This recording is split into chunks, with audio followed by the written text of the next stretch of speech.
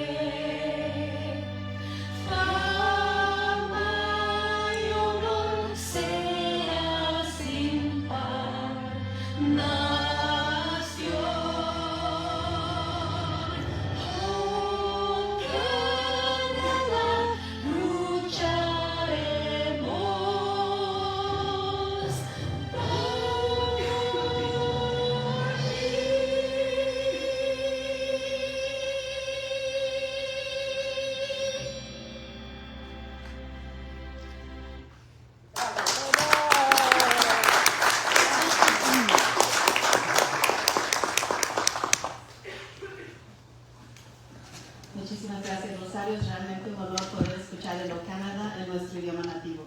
Ahora seguimos con las palabras para bienvenida por nuestra presidenta del Congreso Hispano-Canadiense, Monique Foster.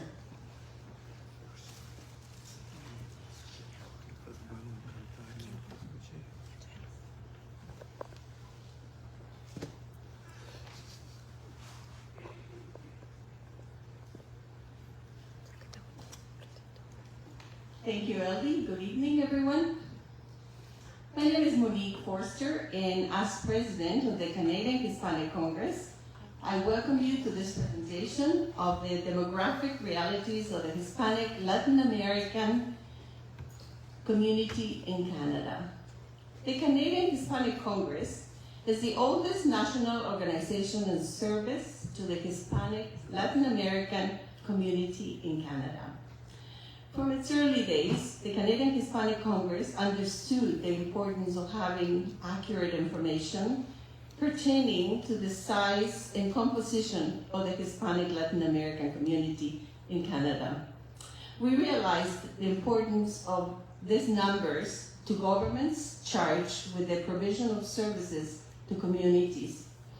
We further realized the importance of having accurate data available to public as well as private organizations. Since 2001, the Canadian Hispanic Congress has worked collaboratively with Statistics Canada with the goal of ensuring that the published statistics relating to the Hispanic Latin American community in Canada accurately reflects its size and composition. In our work, we have identified two main obstacles to the achievement of these goals. Our first issue to consider is that unlike most other communities that identify themselves in a particular way, such as being Polish, Italian, Chinese, Russian, etc., Spanish speakers use a multitude of terms to self-identify. They are Hispanic, Latino, Latin American, South American, Central American, short, we do not identify ourselves in a homogeneous way. The census collects and processes data automatically. As it processes data according to how we self-identify, this fragments our totality. This happens because of the number of identifiers that we use.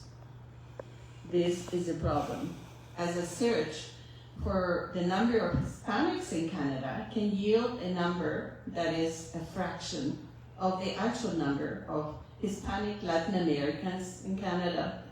Because of this problem, practically since the late 1980s and 90s, CHC has been trying to help find a way for Census Canada to tabulate these numbers in a way that adequately reflects the demographic reality of our community. There is indeed a strength in numbers. Following the 2001 census, at a Statistics Canada presentation of the 2001 census results that Dr. Doug Norris, then chief statistician, he publicly committed to working with us, the CHC, to find a way to overcome these obstacles. Since then, Statistics Canada and the Canadian Hispanic Congress, working in partnership with other organizations that the CHC has invited to collaborate, has developed the official definition for Hispanic in Canada. Hispanic is any person whose origin or that of his or her ancestors is from one of the countries whose official language is Spanish. So Statistics Canada has honored its commitment to retabulate the data collected according to this inclusive CHC definition of a Hispanic in Canada. Using the above definition of a Hispanic, each new tabulation has resulted in Statistics Canada identifying almost twice as many Hispanics in Canada as originally reported. So another issue to consider is that Statistics Canada only publishes the original census results on its website. It does not report the retabulated numbers. Those numbers are shared with, the retabulated numbers are shared with the Canadian Hispanic Congress, and we feel it's our responsibility to disseminate the information using our own means. Anyone researching the Hispanic community and information there through the statistics website will only be able to access the original pre-retabulation figures. So data published following the 2016 census indicates that we are approximately 700,000 Hispanics in Canada, while the retabulated figures amply exceed the 1 million mark. Hence our previous slogan, we are more than 1 million together. It is important for media, governments, and private enterprise to avail themselves of information to be aware of this background before you understand why it's so important that we do this retabulation and why it's important for us to publish that information. I thank you for the opportunity to provide this backgrounder. And now it is my pleasure to welcome our presenters, Mr. Paul Laffin, Data Ambassador for the Central Region of Statistics Canada, Mr. Tony Labula, Director General, Justice Statistics, Diversity and Population Directorate at Statistics Canada, and Ms. Carmen Da Rosa, Statistics Canada Assistant Director, Central Region, Statistics Canada. Thank you.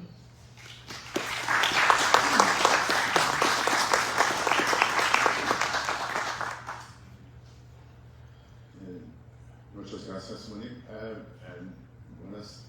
Buenas noches, everyone. Bonjour, good evening. It's a pleasure for us to be here tonight, and thank you very much for joining us.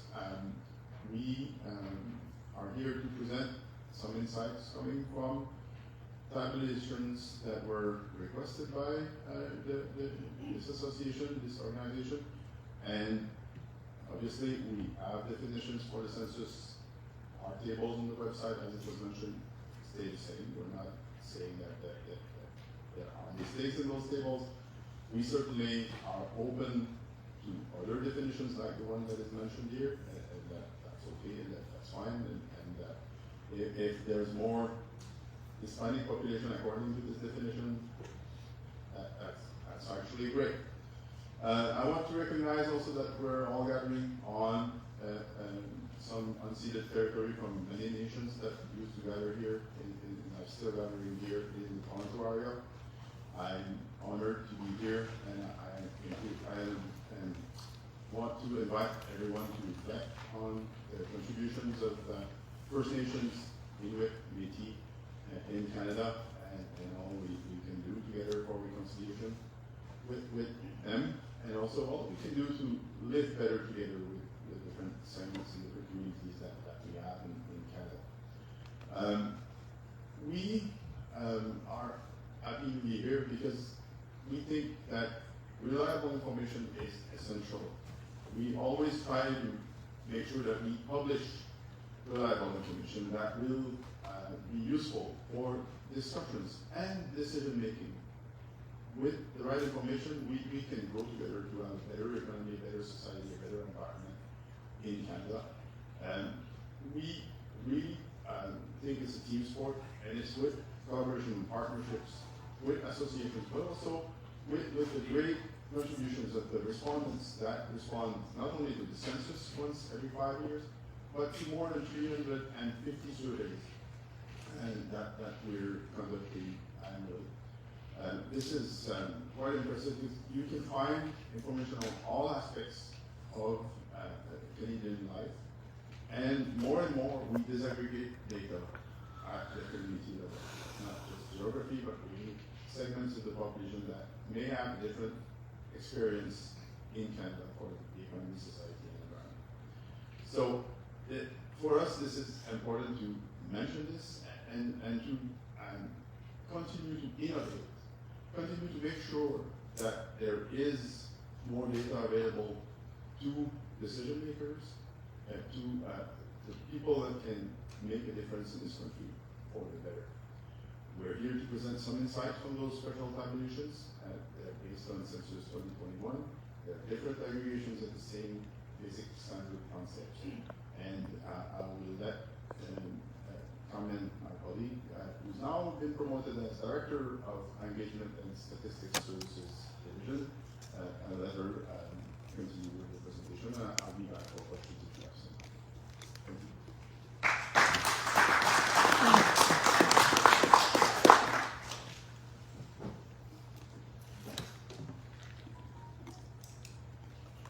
Gracias, Tony, y bienvenidos.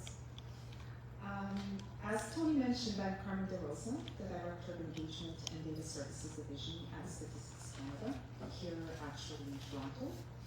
I'm going to share some data insights about the people of Hispanic or Latin American origins and of those who have Spanish language as their first language or Hispanic population for simplicity.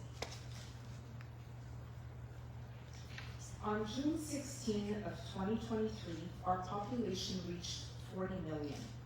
This is a historic milestone for our country. Immigration is the main driver for this population growth. Canada's population grew by an unprecedented 1.1 million people, most of them permanent and temporary immigrants. Thanks to this influx, the 40 million mark was reached even faster than expected. Canada's population is also increasingly more diverse. It's a wonderful opportunity to celebrate how much Canada has grown and to look back at our collective journey to get here. The presentation will provide the contextual information of immigration in Canada and in particular the Hispanic population. the Hispanic population is derived according to the proposed definition by the Canadian Hispanic Congress. The presentation will also highlight selected characteristics such as demographic and socioeconomic outcomes of the Hispanic population using the ethnocultural concepts that the census data provides. The richness of the census data provides a wealth of information to draw various definitions. This diagram depicts some of the key information that are available in the census. The 2021 Census of the Population provides information on place of birth, citizenship, place of birth of parents, population groups, Aboriginal identity, mother tongue, knowledge of official languages and non-official languages, religion, etc.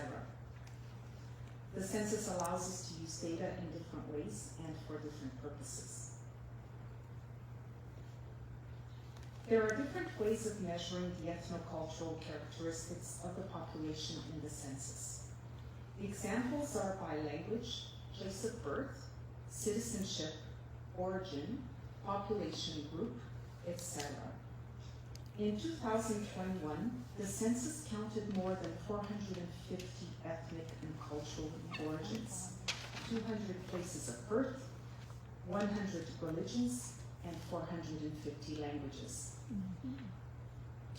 The richness of the census allows us to define the characteristics of the Hispanic population in many ways, by countries of birth, by using Spanish language indicators, or by examining ethnic origins. There are several data tables on our website, as referenced, that provide valuable information.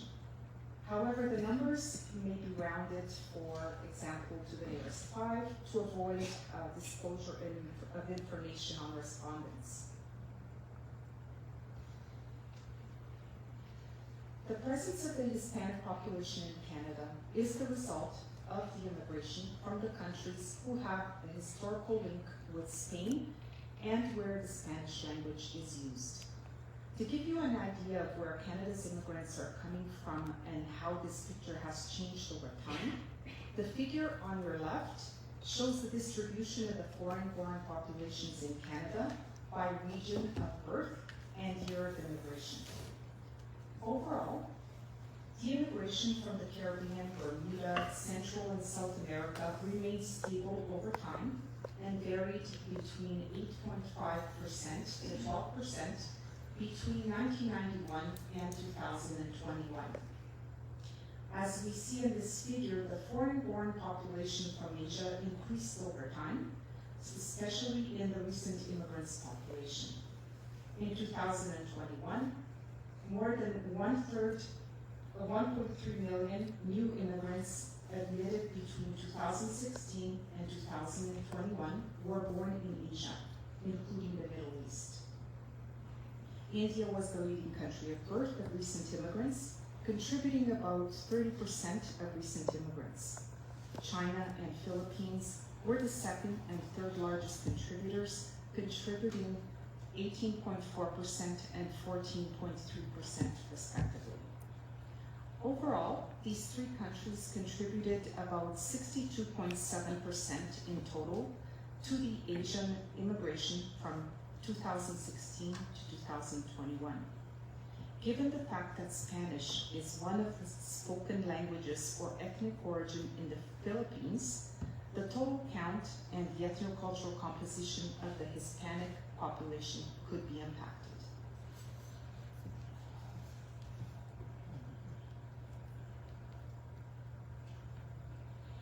In the 2021 census, Spanish was the fourth most common single mother tongue language, other than English and French, reported in Canada. This accounted for about 7% of all single mother tongue languages. Mandarin, Punjabi, and Cantonese were the first three languages. These results also provide a reflection of the recent immigrants, mostly coming from Asia. The most spoken single mother language was Mandarin, which accounted for about 13% of all the single mother tongue languages. More than 20 different ethnic origins, reported either alone or in combination with other origins, can be associated with the Hispanic population in the 2021 census. Ethnic origin responses provide a reflection of each respondent's perception of their ethnic ancestry. A respondent could be reported as Hispanic, while another respondent with a similar ancestral background could report a more specific ethnic ancestry. The majority of the ethnic or cultural origins associated with the Hispanic population were more likely to be reported in combination with another ethnic origin. The visible minority population in Canada is not a homogeneous group. It is made up of different groups which are in themselves diversified in many respects. For instance, we have the South Asian, Southeast Asian, West Asian, Chinese, Black, Filipino, Arab, Latin America, and Japanese visible minority groups. These groups are also parents to other subgroups and can be multi-faced. Based on the 2021 census, South Asian, Chinese, and Black were the three largest visible minority groups, each with a population exceeding 1 million. Latin American was the sixth largest visible minority group with a 90.7% growth from 2006 to 2021. In comparison, Arab and Filipino more than doubled in number in 15 years, with the highest growth rates of 161.4% and 133.1% respectively. Statistics Canada worked with the Canadian Hispanic Congress to obtain a count of the Hispanic, Spanish-speaking or descent population that CHC felt was a better fit for their needs. The Hispanic population, as defined by CHC, is any individual whose country of origin or that of his or her ancestors has Spanish as one of its official or majority languages. The concept of Hispanic Spanish-speaking or descent is one that refers to the linguistic and cultural heritage of the population with direct ties to the Spanish-speaking countries or ancestors who have a Spanish-speaking heritage. Based on this definition, members of the CHC provided documentation to Statistics Canada to include respondents to the census who reported at least one of several sociocultural indicators that may be considered Hispanic.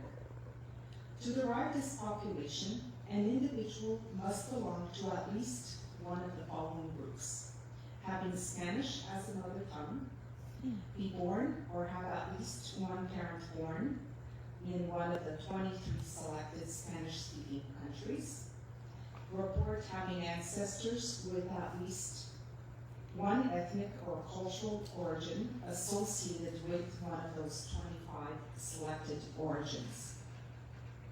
One thing to note is that deriving concepts is a technique that uses the responses to different questions to create a new concept, rather than using responses to a direct question on the census form. For example, to obtain age at immigration, Statistics Canada derives it by asking the respondents to report their date of birth and their year of immigration, rather than to state their age at immigration. This figure presents the composition of the Hispanic population based on the three selected components: mother tongue, place of birth, and ethnic origin. The respondent can either meet one, two, or all three components.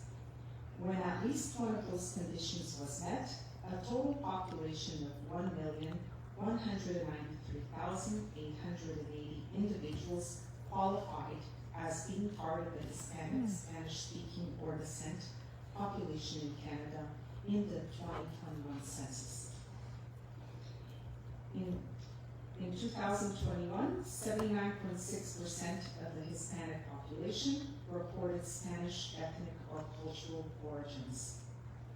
This was followed by 76.8%, reporting that the place of birth is one of the Spanish-speaking countries, while 49.8% of the population had Spanish as a mother tongue. Overall, 41.3% of the Hispanic population met all three criteria related to Spanish-speaking or descent. The Hispanic population defined by ethnic origin or cultural origin criteria only was the most populous group, representing 22.1% of the Hispanic population, while 12.5% was defined by the place of birth only, respondents or parents, and 0.5% by mother tongue only.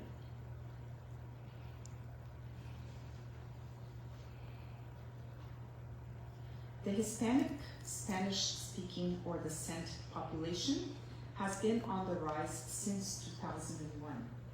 In 20 years, this population has more than doubled in size.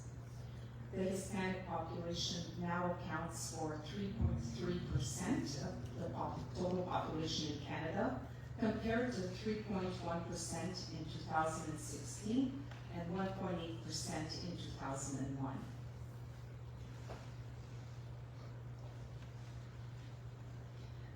The Hispanic, Spanish-speaking, or descent population is geographically dispersed across Canada, but the vast majority live in Ontario and Quebec, 41.6% in Ontario and 25.8% in Quebec.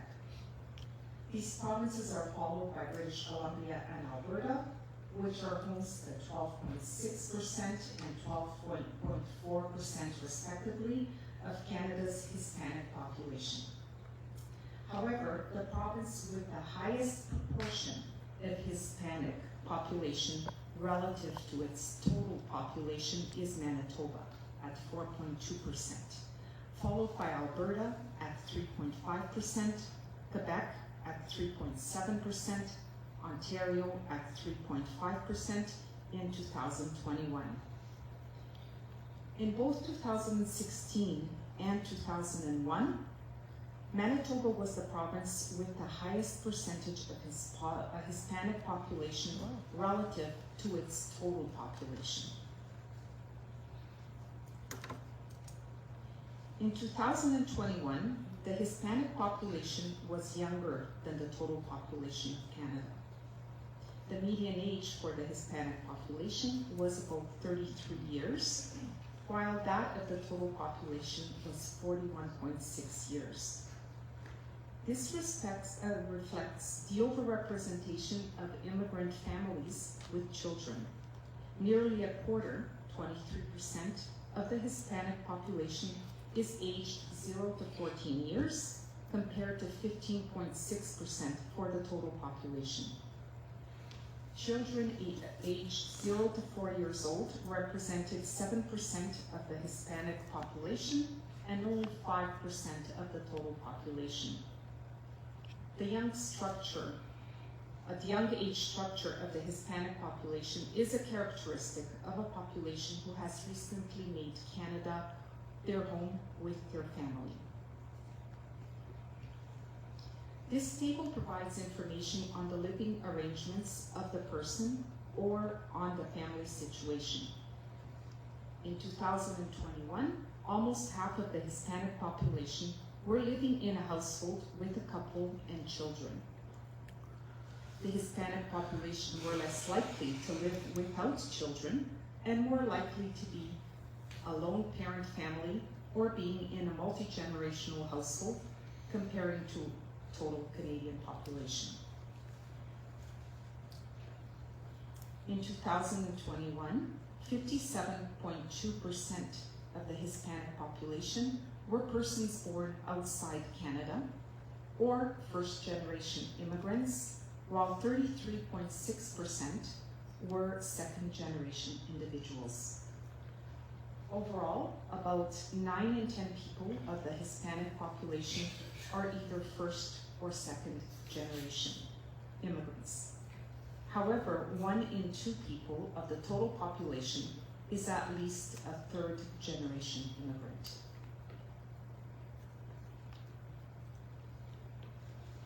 Hispanic immigrants came at different points in time. In 2021, the largest share, 47%, were newcomers admitted in the country in the last 20 years.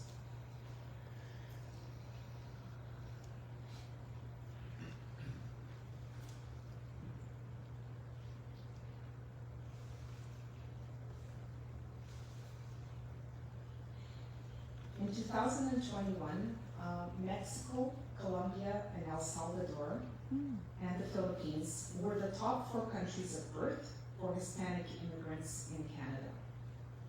Hispanic, Spanish-speaking or descent immigrants were admitted to Canada under different conditions. 39.3% of immigrants were admitted as permanent residents under the economic program, 33.4% under the family reunification program, and 24.8% as refugees. As compared to all immigrants who were admitted between 1980 and 2021, a larger share, 53.9%, were admitted under the economic program, 29.6% were sponsored by a family, and a smaller share, 15.2%, were admitted as refugees.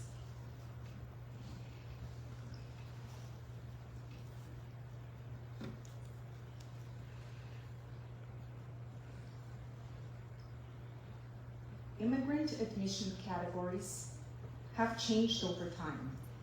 Among the Hispanic immigrants who were admitted in the 1980s and who still lived in Canada in 2021, the largest share came as a refugee to in Canada. However, from 2001 to 2015, the largest share of Hispanic immigrants who were admitted came under an economic program. Similar to 1980, the admission category with the largest share of immigrants from 2016 to 2021 came as refugees.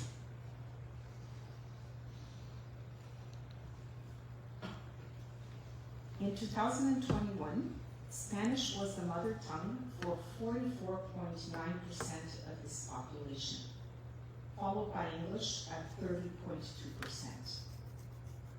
French, German, and Tagalog were among the top 6 languages reported as mother tongues, as well as those spoken most often at home.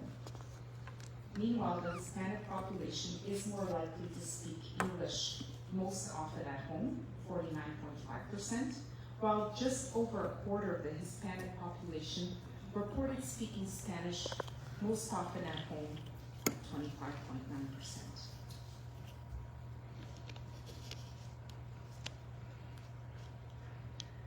These graphs compare the highest levels of education for Hispanic men and women with those of the total population. The Hispanic population is more likely to hold a university certificate, diploma, or degree compared to the total population. Hispanic men who have at least a secondary certificate, diploma, or degree, their major field of study included architecture, engineering and related technologies, followed by business, management and public administration, and then by social and behavioral sciences and law. On the other hand, for Hispanic women, the top major fields of study were business, management and public administration, followed by health and related fields, and then social and behavioral sciences and law. Looking at the labor market characteristics of Hispanic men and non-Hispanic men, from age 25 to 54 years, we find that the employment rates in 2021 are the same for both groups at 82.1%. Interestingly, the two groups' top 3 industries of work are also the same: construction, manufacturing and professional, scientific and technical services are the top 3 industries in which they are employed. However, the Hispanic population's annual median salaries and average salaries in 2020 were lower than those of the non-Hispanic men. The unemployment rate for Hispanic men, 8.7%, is also a bit higher than that of the non-Hispanic men at 7.9%. We would like to emphasize that these gaps in income and unemployment rates have not isolated the influences of key social and ethnocultural characteristics such as age, marital status, education, generation status, language most often spoken at home, and visible minority groups.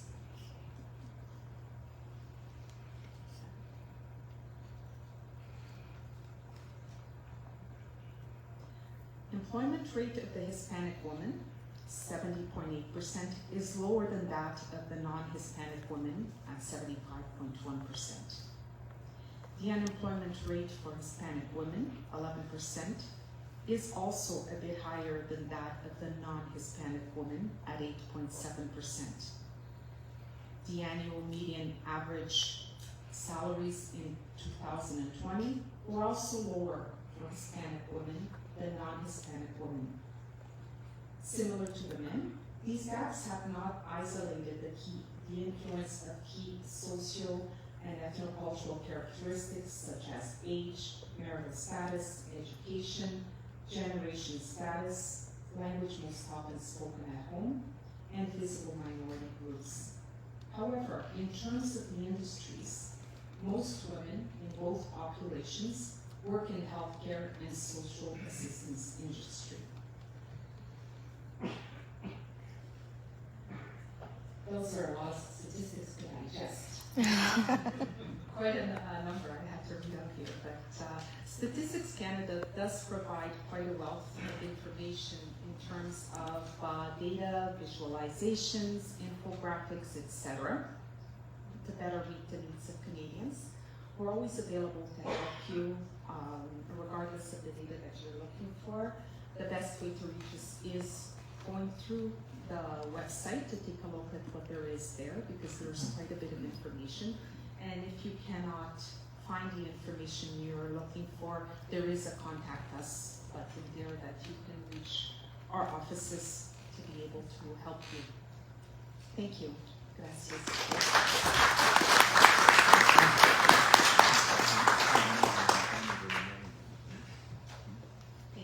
To all the members of Statistics Canada that came with us today. We're going to start the question and answer period. It's going to be moderated by Dr. Rosario Gomez. We're going to ask that you please approach the mic, go back to your seat, and then whoever will need to answer can approach the mic again. If you can please start.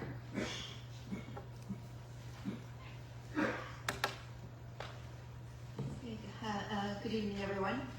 Please come to the mic, and if you would like to ask your question in Spanish, we can always translate into English.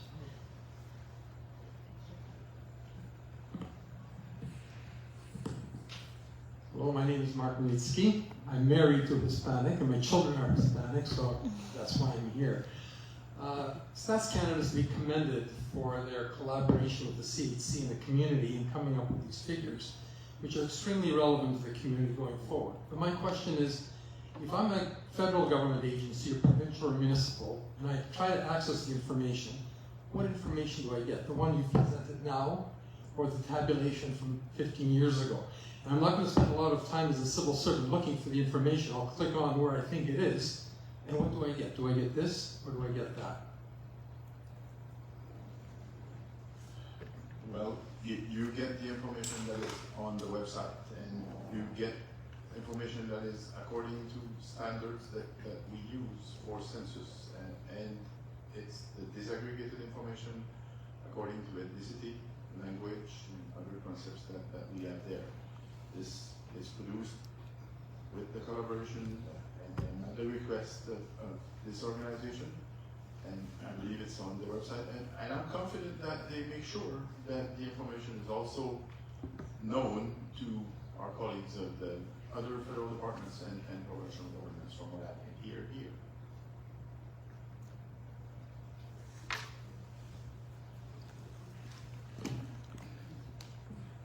So I'll add a little bit to that question with some research.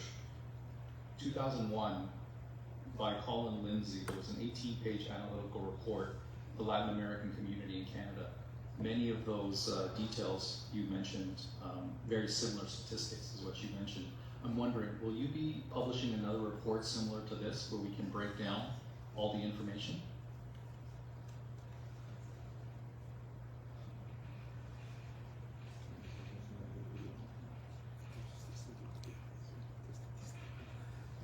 We have the information on the website based on the definition that we have. In terms of the statistics that we produced, they are available to the CHC and can be placed on their website, which I think is part of the plan.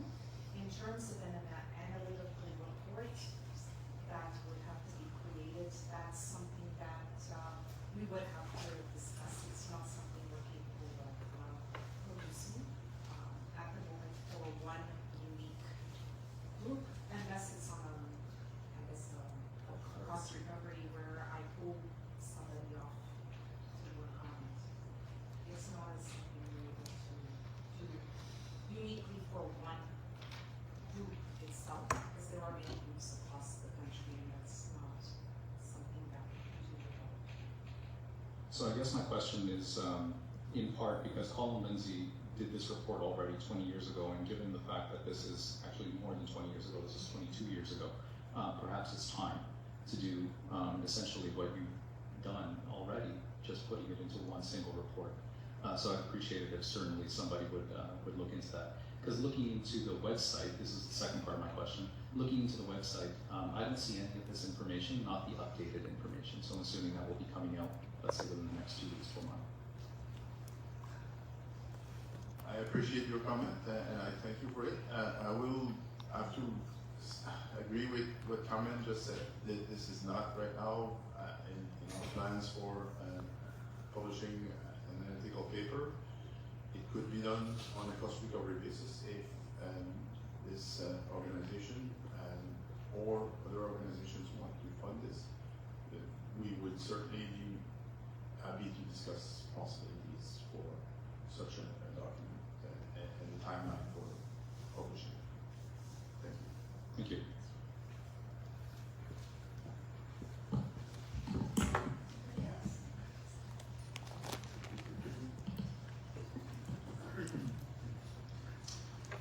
Hi, my name is Roberto Hausman. I think my question is related to what both my friends asked, because I don't think I got a clear answer. First, I absolutely love the presentation you did. It's brilliantly put together. That must have taken forever, but it's beautiful. So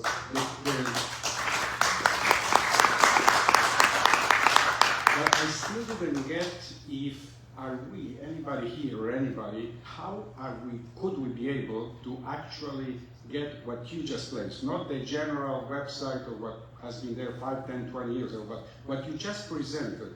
Is that going to be available, yes or no, and how? It will certainly be available.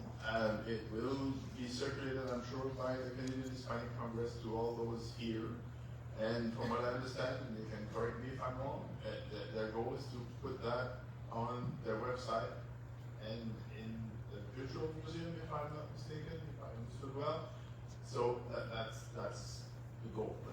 And on the StatsCan website, it will not necessarily appear. I want to take this opportunity, thank you for the positive feedback on the presentation. I want to thank Paul and his team for assembling the special tabulation for free when we usually charge for this. And you can be quite pleased that we did this, because usually it's all on cost recovery basis for special tabulation and special request. And I want to also thank my special advisor, Rebecca Owusu, who took, a lot of time to assemble these slides. And I'm quite pleased that you all appreciate the work in there. I can tell you it was a daunting task. It's also a lot to digest in terms of statistics. It gives a good profile according to what was requested in terms of combination of concepts. And yes, there could be, with the right funding from the Canadian Hispanic Congress or other sources, then StatsCan base budget, there could be a publication of a profile with the information that is there, and maybe more or less. Let me ask you that. Sorry, If I may add to that, sorry, perhaps. just to clarify, question Patricia, for because you. I still don't have it clear. So you will be sending this to the Canadian Hispanic Congress, and then we will be able to access it. Is that correct? Yeah, Okay. if you allow me to answer that. We will be posting that information on our website. And that is the point of doing this, that we're grateful for what you have done. This is truly information that is useful to us. It helps us to understand the composition of our community. And as such, we take the responsibility we accept the responsibility of publishing this information so that it is available to you when you need it. Okay, and second one, very quick question. What this show is roughly the last 20 years, am I correct? I happen to have come in the 70s. So that's a few decades more, close to 50 years ago. Is there any information you have or you could get about not just the last 20, but the last 50 years, which is when Hispanics started coming to Canada, or no? Very good question again. Thank you very much for the question. I would have to verify what could be done, but again, this would all be cross-recovery work, other tabulations that would have to be funded to do, because that's not part of the normal tabulations that we do after a census and for census publications. So again, there could be many communities that would request different definitions, different combinations of concepts like ethnicity, language, etc. And we're open to that. That it's all done in the spirit of collaboration and partnership.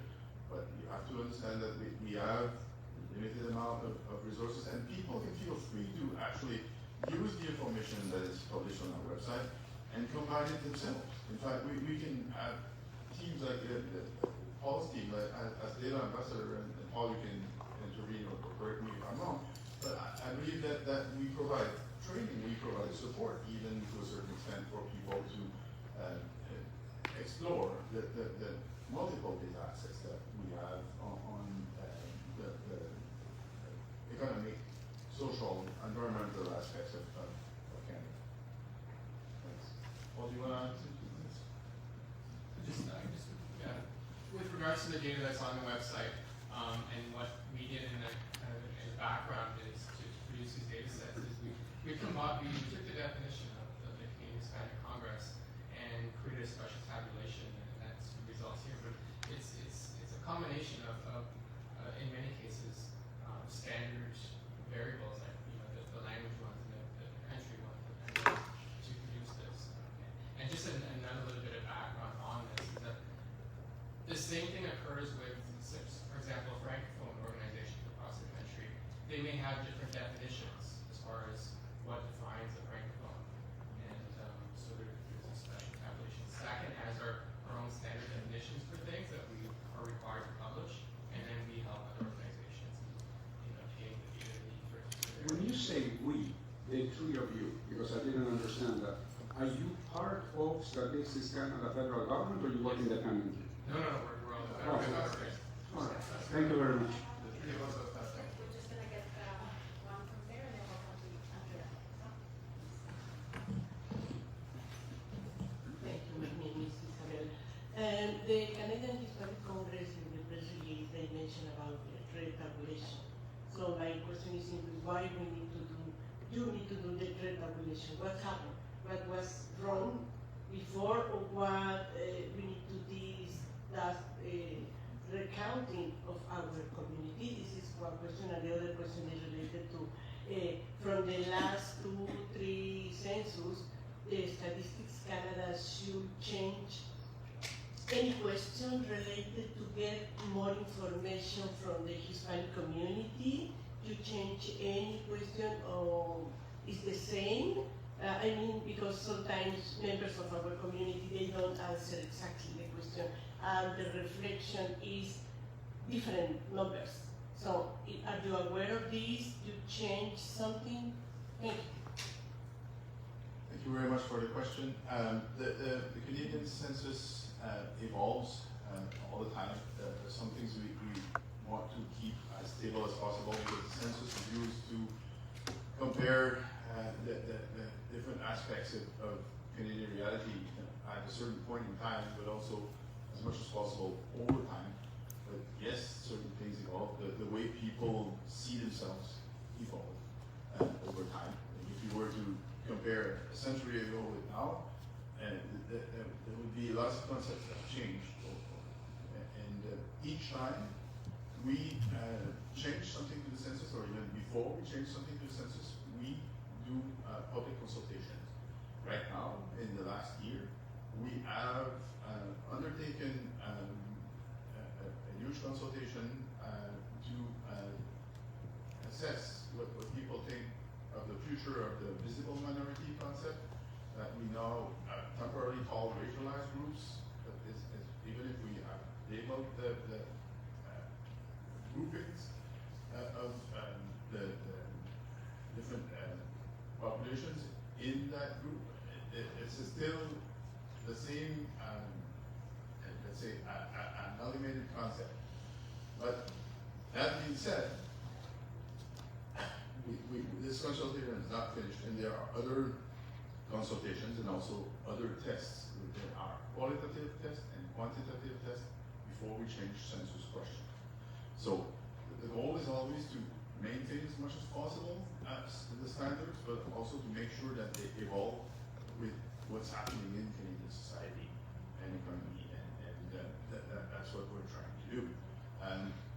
I'll say that it's not a simple task to produce statistics, and we also try to adhere to international standards in many cases, and also to work with provincial and territorial and other federal public administrations as well, to make sure that what we collect satisfy the needs. One other last part to that answer is that we ask on census questionnaire as disaggregated information as we can, so that people can relate to themselves and can find themselves in the concepts that we have on ethnicity or language or other things, so that they can eventually, when they have identified, when we have census answers, we can make sure that we can agglomerate those answers like we actually did for the Canadian Hispanic Congress and for the presentation that you saw tonight, and like we do even for a concept that is more standardized, like the visible minority that's now called racialized groups.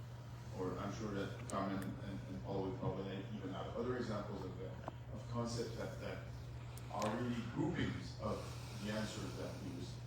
We would not want a census where we would have two broad categories, because it couldn't be the building blocks for other agglomerated concepts or groupings that other groups may want to have.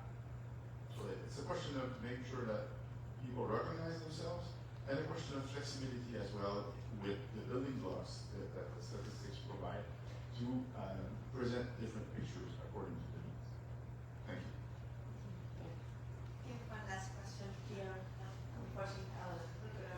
Okay, thank you so much to the Congress, Hispanic Congress. My name is Luz Madronero, and I have two questions. One for the Statistics Canada, the other one for Statistics Canada and the Hispanic Canadian Congress. The first one is for the future census. Which is going to be the base? The new numbers or the older numbers? For the census that you are going to run probably in a couple of years, in the years to come. So which are going to be the base to do the comparison? And the second question is, you are going to, the Canadian Hispanic Congress and the Statistics Canada are going to share the new numbers with the policymakers in the federal government or even in the provincial governments, because we notice probably we are we are a minority, but probably we can obtain or gain a little bit more of the budgets or the grants or things like that. So for us, it's important to know if you are going to share with the policymakers. Thank you. Maybe I can try to answer the first question, and partly the second question. The first question related to Census 2026. We are conducting qualitative testing, as I was saying. We did that earlier this year, and we're preparing for the quantitative testing in 2024 for Census 2026. Statistics Canada recommends the concepts and the questions to Cabinet. This is Cabinet that decides ultimately what will be or not be on the questionnaire of the short form census and long form census. Statistics Canada is prepared to be flexible again for what Cabinet wants to have on the census. That being said, the definition that is used here in this presentation combines different concepts, and census will continue to keep these concepts separated. Like ethnic origin is different than language spoken at birth or still understood, or is different than, so that there are amalgamation here of categories that may be necessary for representing the interests of that group and the goals of the Canadian Hispanic Congress, and that's all good. That's why we're collaborating with them. And at the same time, that they're still very distinct concepts that we need for census purposes to keep separated and keep publishing on their own as building blocks that can help organizations, the collaboration that we have here, to build a presentation and results like what you saw tonight. For making sure that the information will be shared, I'm confident that I can count on the Canadian Hispanic Congress, just given the intro remarks that I heard earlier tonight, and the feedback I'm hearing in that question period, that there seems to be a huge interest in making sure that these groupings of statistics are known to our colleagues in different public administrations. And I totally understand where you're going with this when you say that there's an interest in having more support, more funds, more resources for the community. And that's what statistics are for. As I was saying in my intro, statistics are there to help having the right discussions and the right actions, the right decisions to improve things for society, and especially for population groups that want to make sure that they have a good life and the respect of their human rights, the access to the economic side of our society. There's all kinds of reasons to have statistics. And so I thank you all for coming tonight, because that shows that you care about facts and about insights. And for me, as a statistician, as a manager in StatsCan, it means a lot. That's what I think all citizens should do. Thank you very much. Thank you. That's why we don't have the questions. But it is important to have this official versus the unofficial numbers, and this is where the dichotomy lies. And where do we find it? This is really a good. It's been a wonderful presentation. Thank you so much. And we'll sure use these numbers in the future, and we'll be watching. Thank you, everyone. I just wanted to add to that, and I want to thank you for the time that you've given to this. I know that you understand, we understand the complexity of your task as you attempt to gather information from an extremely diverse community whose only point of, whose only commonality is really the language.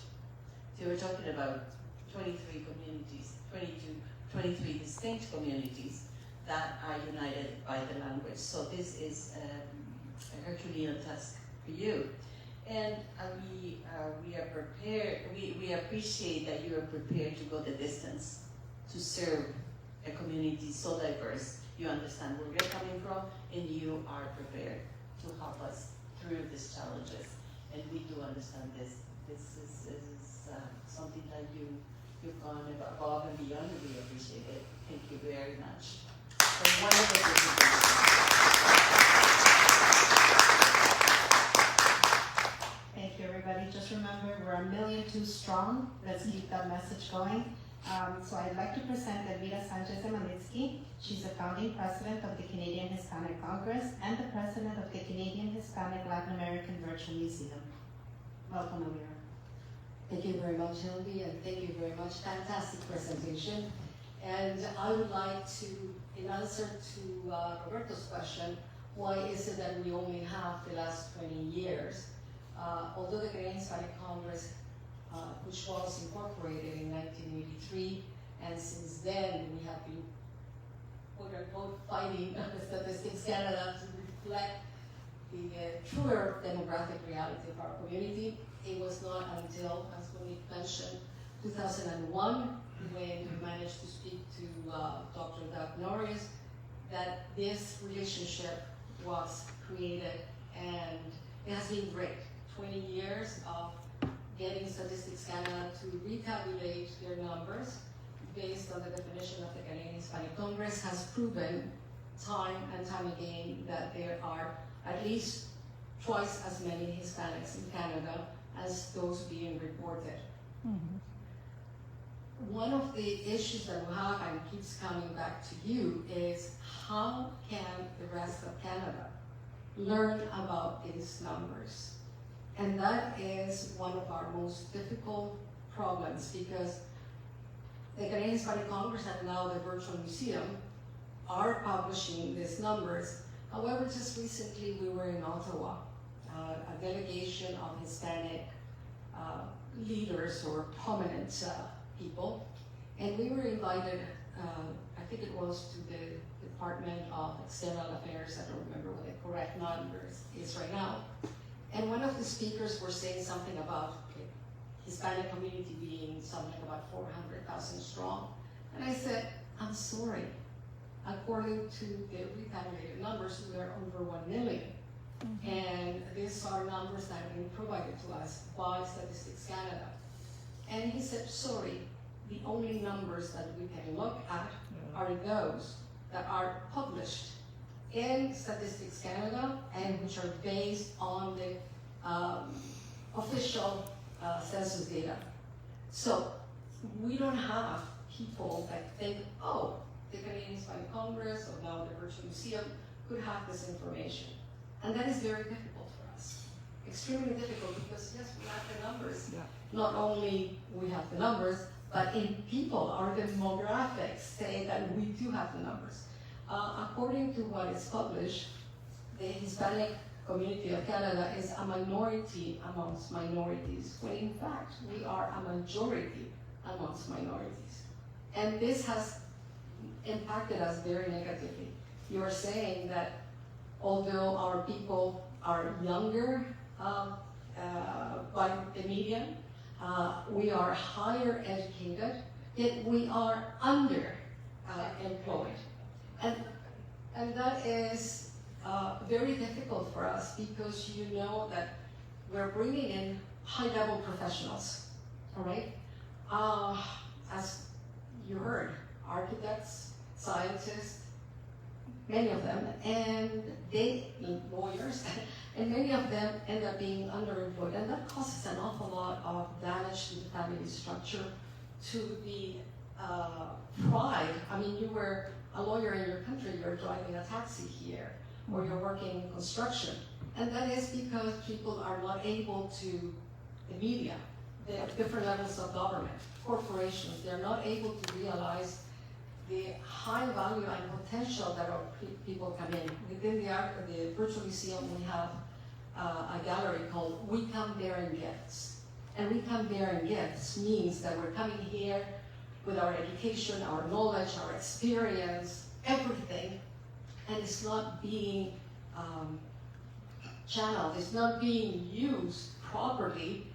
Major corporations, whenever they're thinking about other communities or whatever, they don't really think of the Hispanics as being a good source to reach. So it is very important that this information be accessed. And before we end up today, I would love to hear you say that people from all levels of government, media, corporations, academia, would be able to access this data, these numbers, not only through the Canadian Hispanic Congress or the Virtual Museum, because they will not go there to see it. They will not, because they say we could only base ourselves on the official numbers published by Stats Canada. And as much as we love receiving this, and we hope we could continue this relationship, it is a must that everybody else has access to it. We're tiny. We're tiny. So we don't have that reach for everybody to be able to access that information. So hopefully, after today, you think about it and try to figure a way that people from high levels of government don't tell us, sorry, the numbers that you have are given to you and that's it. I want them to be able to say, these were numbers provided by Stats Canada, and yes, we want to consider them. And that would be very important. So once again, we thank you tremendously for the work you're doing. We hope that this collaboration will continue until the day we don't need to have a retaliation. All right.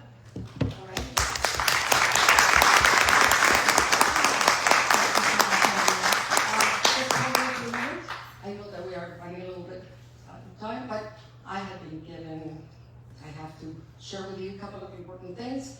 As Monique mentioned, this year we celebrate the 40th anniversary of the Canadian Hispanic Congress, and we would like everybody to mark their calendars, including you, because on May 18th, Saturday, May 18th, we're going to have a conference with workshops, a working session, and ideally you could join us as part of that conference. And on May 25th, we will have a gala celebrating the 40th anniversary of the Congress.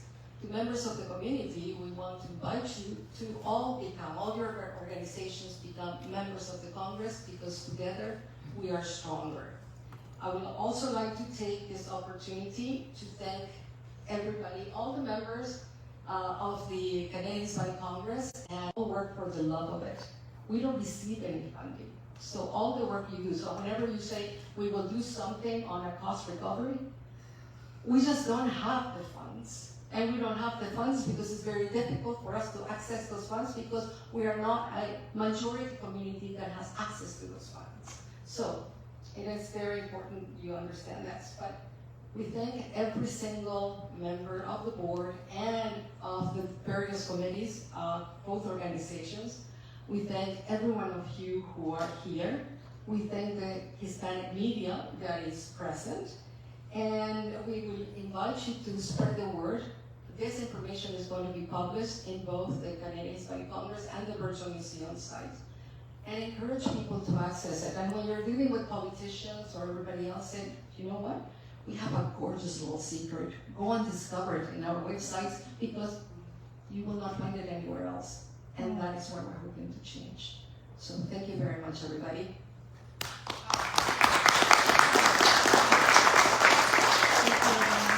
I wanted to add that, having you at events such as this, it goes a long way towards the community gaining an understanding that you're allies, that you're not these abstract entities out there somewhere. You're here for us. This is what you're doing. This is what you do. You look for ways to encourage us and to help us. So we are grateful for that. Thank you. Thank you very much.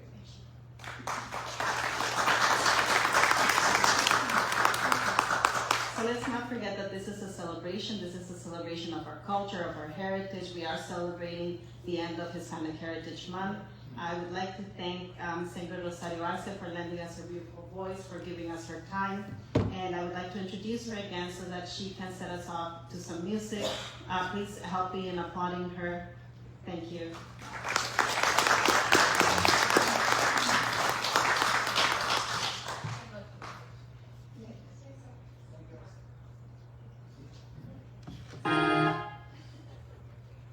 Oh no.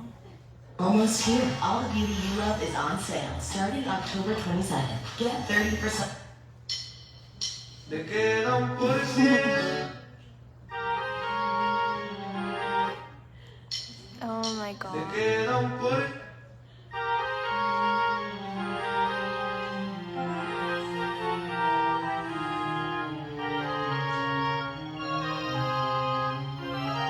This song travels the entire America in a very elaborate way. It's a beautiful song.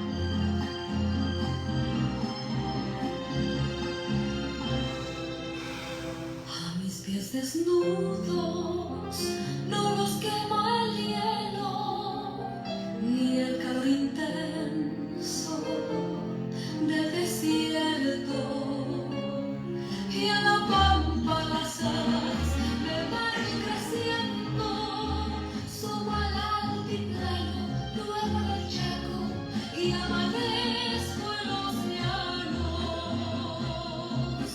Soy América, de corazón abierto. Soy América, soy de alegría y llanto, orgullosa y altanera cuando defiendo mi libertad. Soy América.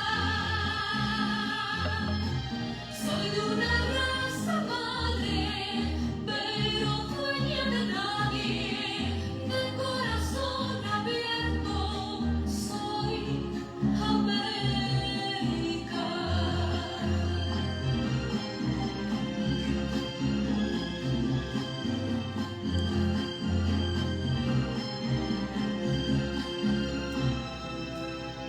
En mis manos llevo los cafetales, algodón y caña, tiempo y esperanza, y me viste un manto de mil colores, me baño en los ríos, me curo de selva y navego en los mares. Soy América, de corazón abierto. Soy América, soy de alegría y llanto, orgullosa y altanera cuando defiendo mi libertad. Soy América. Soy de una raza madre, pero dueña de nadie, de corazón abierto. Soy América. Soy América.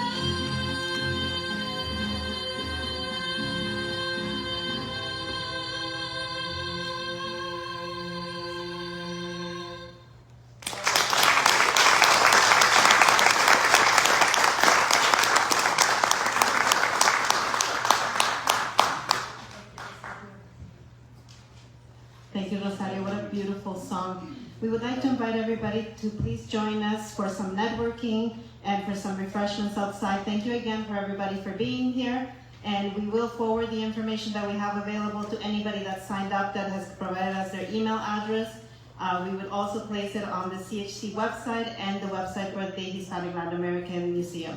If you have any questions, feel free to ask any members of the CHC at any time. Thank you and have a wonderful night.